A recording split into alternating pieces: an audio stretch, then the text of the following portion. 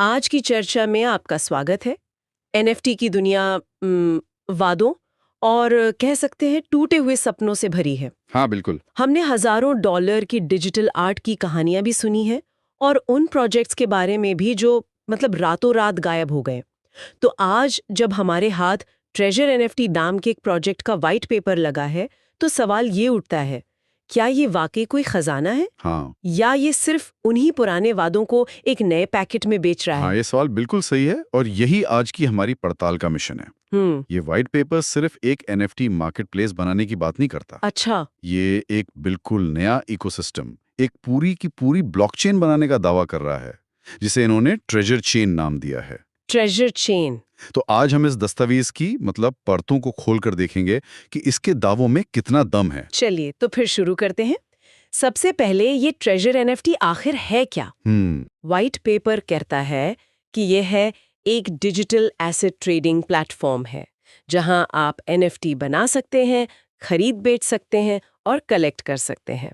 हाँ बिल्कुल। इसमें एनएफटी स्टेकिंग और नीलामी जैसे फीचर्स भी हैं। लेकिन ईमानदारी से कहूं तो ये सब तो सुना सुना सा लगता है। लगता है। कई प्लेटफॉर्म यही सब करते हैं। इसमें अलग क्या है? आपका शख्स जायज है, सतह पर यह वैसा ही लगता है, लेकिन असली फर्क इसकी बुनियाद में है।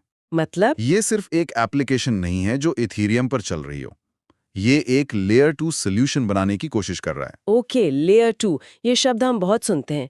क्या हम इसे आसान भाषा में ऐसे समझ सकते हैं कि हाँ बताइए। जैसे शहर की मुख्य सड़क पर बहुत ज्यादा ट्रैफिक हो तो सरकार उसके ऊपर एक एलिवेटेड एक्सप्रेसवे बना देती है ताकि गाड़ियां तेजी से निकल सकें। वाह, ये बहुत ही शानदार एनालॉजी है, बिल्कुल यही। तो क्या ये ट्रेजर चेन भी एनएफटी के लिए एक ऐसा ही एक्सप्रेसवे है? एकदम। इथेरियम वो मुख्य सड़क है जो अक्सर जाम रहती है और जहां टोल टैक्स यानी गैस फीस बहुत ज्यादा है। बहुत ज्यादा। ट्रेजर एनएफटी का ट्रेजर चेन वही एक्सप्रेसवे है, खास तौर पे एनएफटी के लिए बनाया गया ताकि ट्रांजैक्शन तेज हों और फीस बहुत कम लगे। अच्छा। इनका लक्ष्य एनएफटी के लिए एक समर्पित, तेज और सस्ता घर बनाना है। और सिर्फ डिजिटल आर्ट ही नहीं, व्हाइट पेपर में डीफाई, गेमफाई और आरडब्ल्यूए का भी जिक्र है। हाँ, रियल वर्ल्ड एसेट्स को भी एनएफटी से जोड़ने की बात कही गई है। ये दिलचस्प है, यानी जमीन या घर जैसी चीजों को भी भविष्य में इस प्लेटफॉर्म पर ट्रेड किया जा सकेगा। शायद। लेकिन ये सब करने के लिए तकनीक बहुत मजबूत होनी चाहिए और यहीं पर बात और भी गहरी हो जाती है। व्हाइट पेपर में जेड के रोल अप टेक्नोलॉजी का जिक्र है। मुझे जेड के रोल अप का नाम सुनते ही लगता है कि कुछ बहुत ज्यादा जटिल होने वाला है। हाँ, नाम थोड़ा डरावना लग सकता है, लेकिन इसका कॉन्सेप्ट बहुत स्मार्ट है। जीके का मतलब है जीरो नॉलेज। Zero knowledge. इसे ऐसे समझिए कि आप 100 अलग-अलग ट्रांजैक्शन को एक बॉक्स में बंद करते हैं। ठीक है। और उस बॉक्स पर एक स्टैंप लगा देते हैं जो ये साबित करता है कि अंदर सब कुछ सही है, वो भी बिना ये बताए कि हर एक ट्रांजैक्शन में क्या था। तो ये प्राइवेसी और स्पीड दोनों के लिए अच्छा है। हाँ। मतलब आप बैंक को सिर्फ ये बता रहे हैं कि आपके पास बिल चुकाने के लिए पैसे हैं, हाँ, बिना ये दिखाए कि आपके अकाउंट में कुल कितने पैसे हैं। बिल्कुल सही पकड़ा आपने, यही इसका मूल सिद्धांत है। इससे 2 बड़े फायदे होते हैं, एक प्राइवेसी बनी रहती है और दूसरा क्योंकि आप 100 ट्रांजैक्शंस एक साथ भेज रहे हैं। एग्जैक्टली, तो नेटवर्क पर बोझ बहुत कम हो जाता है।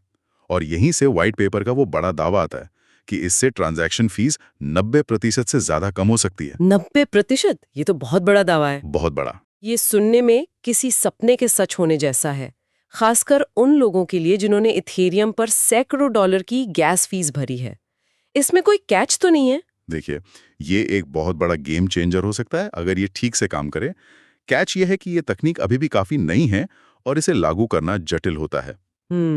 लेकिन अगर ये प्रोजेक्ट इसे सफलतापूर्वक लागू कर पाया तो ये एनएफटी स्पेस में एक बहुत बड़ा आकर्षण बन सकता है। मुझे याद है 2021 में मैंने एक एनएफटी मिंट करने की कोशिश की थी और गैस फीस आर्टवर्क की कीमत से ज्यादा थी। तो ये 90% की कमी का वादा ही कई लोगों को खींच सकता है। ठीक है, जी के रोल अप के अलावा और कौन सी तकनीकी बातें हैं जो इस प्लेटफॉर्म की नींव बनाती हैं? कुछ और जरूरी चीजें हैं। पहली है proof of stake, POS consensus, यानी ज्यादा पर्यावरण अनुकूल तरीका। हाँ, ऊर्जा कुशल। और दूसरा है EVM कंपैटिबिलिटी। EVM कंपैटिबिलिटी, इसका मतलब है इथेरियम वर्चुअल मशीन से जुड़ाव। तो ये कहने जैसा है कि अगर आपको दिल्ली में गाड़ी चलानी आती है तो आप मुंबई में भी चला लेंगे। हाँ क्योंकि स्टीयरिंग व्हील और गियर वही हैं। क्या ये सही एनालॉजी है? हाँ, ये एक बहुत अच्छा तरीका है ऐसा समझने का। इसका मतलब है कि जो डेवलपर्स पहले से इथेरियम के लिए एप्स बना रहे हैं, उन्हें ट्रेजर एनएफटी पर आने के लिए कुछ नया सीखने की जरूरत नहीं है। वो अपना कोड लगभग बिना किसी बदलाव के यहाँ ला सकते हैं। ये तो डेवलपर्स को आकर्षित करने के लिए एक बहुत बड़ी बात है। बहुत बड़ी। और व्हाइट पेपर में अलग-अलग ब्लॉकचेन को जोड़ने की भी बात है। मतलब क्रॉस चेन ब्रिज, इसका क्या महत्व है? इसका महत्व बहुत ज्यादा है। आज की दुनिया में कोई भी ब्लॉकचेन अकेले नहीं रह सकता। सही बात है। व्हाइट पेपर कहता है कि ये इथेरियम, सोलाना और बेस जैसे दूसरे बड़े ब्लॉकचेन्स के साथ जुड़ेगा। तो मतलब आप सोलाना पर खरीदा हुआ एनएफटी आसानी से ट्रेजर चेन पर ला सकते हैं। हाँ, और शायद भविष्य में उसे इथेरियम पर बेच भी सकते हैं। ये एनएफटी की दुनिया को और ज्यादा खुला और कनेक्टेड बनाता है। तो ये सब मिलाकर एक आम यूजर के लिए एनएफटी बनाना यानी मिंटिंग बहुत सस्ता और तेज हो जाएगा। बिल्कुल। व्हाइट पेपर में क्रिएटर्स के लिए ऑटोमेटिक रॉयल्टी की भी बात की गई है, लेकिन क्या ये सच में काम करता है?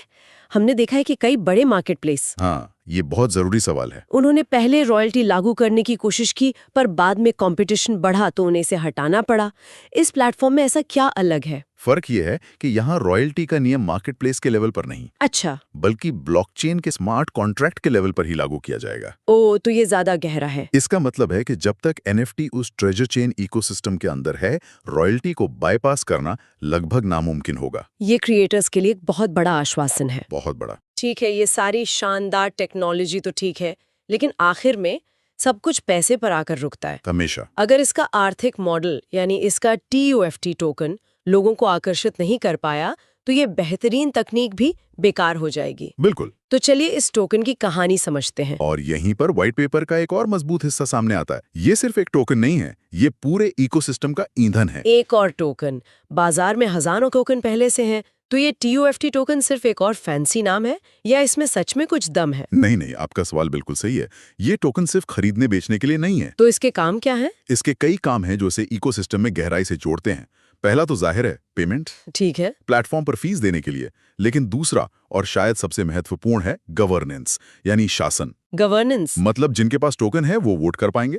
बिल्कुल, वो प्लेटफॉर्म के भविष्य से जुड़े फैसलों पर वोट कर पाएंगे, एक डाओ के जरिए। तो ये टोकन धारकों को सिर्फ निवेशक नहीं बल्कि प्लेटफॉर्म का हिस्सेदार बनाता है।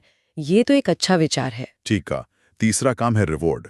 रिवॉर्ड? प्लेटफॉर्म पर एक्टिव रहने, जैसे एनएफटी ट्रेड करने या नीलामी में हिस्सा लेने पर यूजर्स को इनाम के तौर पर ट्यूफ्ट टोकन मिलेंगे, ताकि लोग प्लेटफॉर्म इस्तेमाल करते रहें। हाँ, और चौथा उपयोग है स्टेकिंग। आप अपने टोकन को स्टेक करके नेटवर्क को सुरक्षित करने में मदद कर सकते हैं और बदले में और ज्यादा टोकन कमा सकते हैं। तो ये एक पूरा चक्र बनाता है। सही, जो लोगों को टोकन होल्ड करने और इस्तेमाल करने के लिए प्रेरित करता है। व्हाइट पेपर में टोकन की कुल सप्लाई 10 अरब बताई गई है। 10 अरब। और इसके वितरण का एक चार्ट भी दिया है। मैंने जब उस चार्ट को देखा तो एक बात ने मेरा ध्यान खींचा। क्या? इकोसिस्टम फंड और टीम के टोकन पर तो 12 महीने का लॉकअप है। हाँ। लेकिन एयर ड्रॉप और स्टेकिंग रिवॉर्ड्स जो कुल सप्लाई का 30% है, उन पर कोई लॉकअप नहीं है। सही। क्या इससे ये खतरा नहीं है कि शुरुआती लोग अपने टोकन मिलते ही बेचकर निकल जाएं, जिसे हम डंप करना कहते हैं? ये एक बहुत ही बारीक नजर है आपकी, और ये इस टोकन मॉडल की सबसे दिलचस्प और जोखिम भरी बात भी है। अच्छा। एक तरफ टीम और सलाहकारों का 15% हिस्सा 12 महीने के लिए लॉक्ड है। ये दिखाता है कि टीम कमिटेड है। हाँ, वो जल्दी से बेचकर नहीं निकल सकते। सही।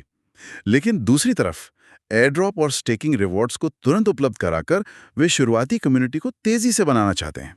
ये एक तलवार की धार पर चलने जैसा है।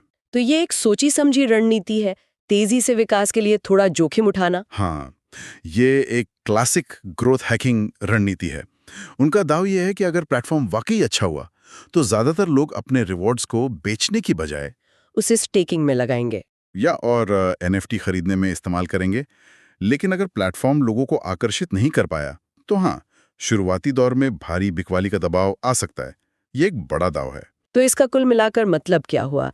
भविष्य के लिए इनकी क्या योजना है और सबसे जरूरी, इसमें क्या जोखिम है? योजना का पहला बड़ा कदम है EGE, यानी टोकन जनरेशन इवेंट। जब टोकन बाजार में आएंगे। हाँ, और व्हाइट पेपर में 2025 का एक पूरा रोड मैप भी दिया गया है, जैसे दूसरी तिमाही में AI टेक्नोलॉजी को इंटीग्रेट करना। अच्छा। और चौथी तिमाही तक क्रॉस चेन कंपैटिबिलिटी को पूरी तरह से लागू करना और डीएओ को और मजबूत बनाना। योजनाएं तो बहुत महत्वाकांक्षी हैं। ये तो योजनाओं की बात हुई। जोखिमों के बारे में व्हाइट पेपर क्या कहता है? ये तो ठीक है कि उन्होंने जोखिमों को मान लिया, लेकिन क्या सिर्फ मान लेना काफी है? व्हाइट पेपर में इन जोखिमों को कम करने के लिए कोई ठोस रणनीति बताई गई है, या ये सिर्फ एक कानूनी खाना पूर्ति है? ये एक बेहतरीन सवाल है। व्हाइट पेपर 3 बड़े जोखिमों का जिक्र करता है: बाजार का जोखिम, तकनीकी जोखिम और कानूनी जोखिम। ठीक है। ये अच्छी बात है कि वे पारदर्शी हैं, लेकिन जैसा आपने कहा, सिर्फ मानना काफी नहीं है। तकनीकी जोखिम के लिए वे स्मार्ट कॉन्ट्रैक्ट्स का ऑडिट कराने की बात करते हैं, जो एक स्टैंडर्ड प्रक्रिया है। हाँ। बाजार के जोखिम के लिए उनका जवाब इकोसिस्टम फंड है, जिसका इस्तेमाल जरूरत पड़ने पर बाजार को स्थिर करने के लिए किया जा सकता है। और कानूनी जोखिम, ये तो सबसे बड़ा और अनिश्चित जोखिम है। बिल्कुल, और इस पर व्हाइट पेपर में कोई ठोस जवाब नहीं है, सिवाय इसके कि वे कानूनी सलाहकारों के साथ मिलकर काम करेंगे। तो बस इतना ही? सच तो यह है कि इस जोखिम का कोई आसान समाधान है भी नहीं, क्योंकि नियम दुनिया भर में लगातार बदल रहे हैं। तो ये पारदर्शिता तो है, लेकिन ये निवेशकों को ये भी बताता है कि वे एक बहुत ही अनिश्चित मैदान में कदम रख रहे हैं। तो आज के इस गहरी पड़ताल को समेटते हैं। हाँ। हमने समझा कि ट्रेजर एनएफटी सिर्फ एक और एनएफटी बाजार बनने की कोशिश नहीं कर रहा। हाँ। ये ZK रोलअप जैसी तकनीक का इस्तेमाल करके एनएफटी के लिए एक समर्पित लेयर 2 ब्लॉकचेन, एक एक्सप्रेसवे बनाने की एक महत्वाकांक्षी योजना है। बिल्कुल, जो लेनदेन को तेज और सस्ता बनाने का वादा करता है। और इसका TUFT टोकन और आर्थिक मॉडल सिर्फ एक करेंसी नहीं, बल्कि गवर्नेंस, रिवॉर्ड्स और स्टेकिंग के जरिए पूरे इकोसिस्टम को एक साथ बांधने के लिए डिजाइन किया गया है। कागज पर यह योजना बहुत व्यापक और सोची समझी लगती है। कागज पर तो मजबूत दिखती है, लगभग सभी पहलुओं को छुआ गया है। लेकिन हर लेकिन के बाद एक बड़ा सवाल आता है। बिल्कुल, और वो सवाल ये है कि किसी भी ब्लॉकचेन प्रोजेक्ट के लिए असली चुनौती सिर्फ एक बेहतर तकनीक बनाना नहीं होता है। तो क्या होती है? असली चुनौती होती है उसके आसपास एक सक्रिय, वफादार और जीवंत समुदाय बनाना, एक कम्युनिटी का निर्माण करना। हाँ, लोग। वही समुदाय उस इकोसिस्टम को असल में जिंदा रखता है। आप दुनिया की सबसे अच्छी तकनीक बना सकते हैं, लेकिन अगर उसे इस्तेमाल करने वाला कोई नहीं है तो वो बेकार है।